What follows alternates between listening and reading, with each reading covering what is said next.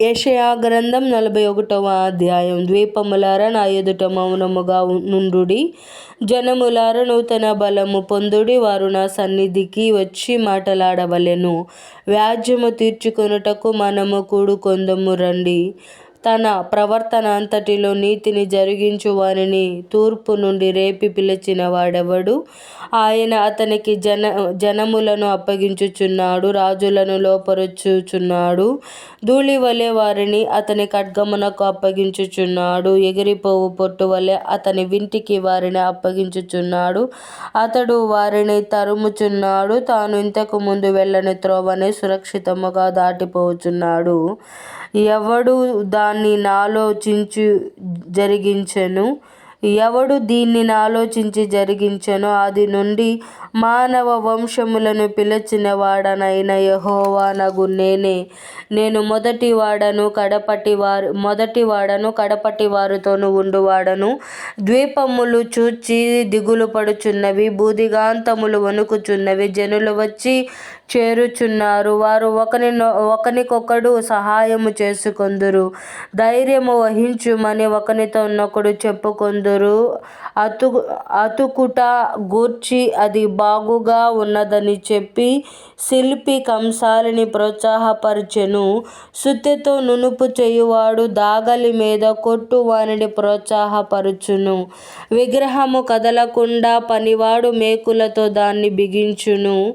నా సేవకుడవైన ఇశ్రాయేలు, నేనేర్పరచుకొనిన యాకోబు, నా స్నేహితుడైన అబ్రహాము సంతానమా, భూదిగాంతముల నుండి నేను పట్టుకొని దాని కొనల నుండి పిలుచుకొనిన వాడా, నీవు నా దాసుడవనియు నేను నిన్ను ఉపేక్షింపక ఏర్పరచుకొంటిననియు నేను నీతో చెప్పియున్నాను.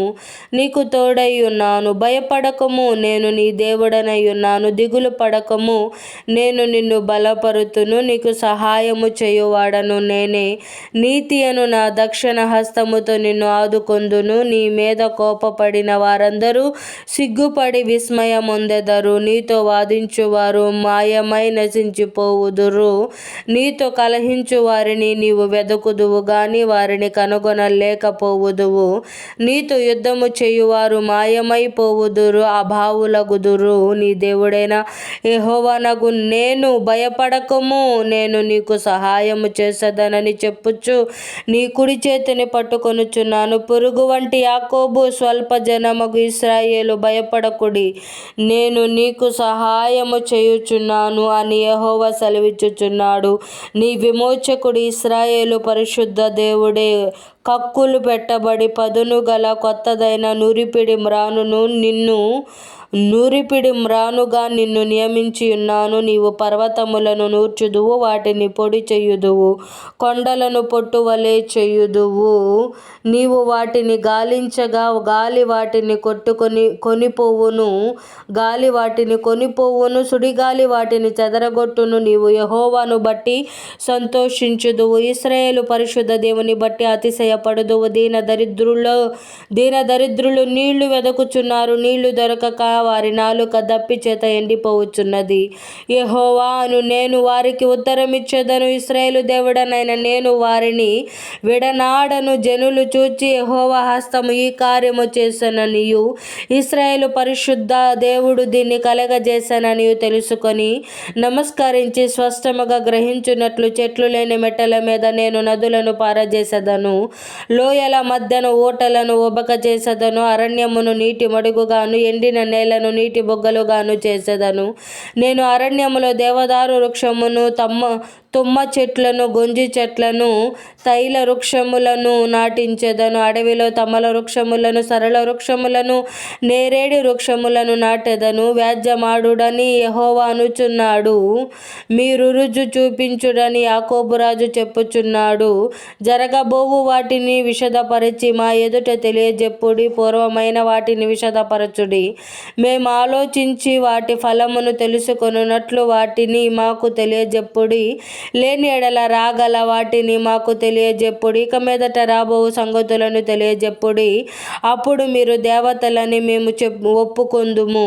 మేము ఒకరినొకరము సాటి చేసుకొని కనుగొనున్నట్లు మేలైనను కీడైనను చేయుడి. మీరు మాయా సంతానము, మీ కార్యము శూన్యము. మిమ్మను కోరువారు హేయులు. ఉత్తర దిక్కు నుండి నేనొకని రేపుచున్నాను. నా నామమున ప్రార్థించువాడొకడు సూర్యోదయ దిక్కు నుండి వచ్చుచున్నాడు.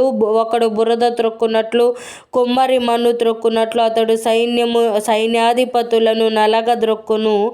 మేము ఒప్పుకొనున్నట్లు జరిగిన దానిని ఆది నుండి తెలియజెప్పిన వాడెవడు? ఆ వాదము న్యాయమని మేము అనున్నట్లు పూర్వకాలమున దానిని తెలియజెప్పిన వాడెవడు? దాన్ని తెలియజెప్పు వాడెవడును లేడు, వినిపించు వాడెవడును లేడు, మీ మాటలు వినువాడెవడును లేడు. ఆలకించుడి, అవియే అని మొదట సియోనుతో చెప్పిన వాడను నేనే. యెరూషలేమునకు వర్తమానము ప్రకటింపునొకని నేనే పంపితిని. నేను చూడగా ఎవడును లేకపోయెను. నేను వారిని ప్రశ్న వేయగా ప్రత్యుత్తరమియ్యగల ఆలోచనకర్త ఎవడును లేకపోయెను. వారందరూ మాయాస్వరూపులు, వారి క్రియలు మాయ, వారి పోత విగ్రహములు శూన్యములు, అవి వట్టి గాలి అయి ఉన్నవి.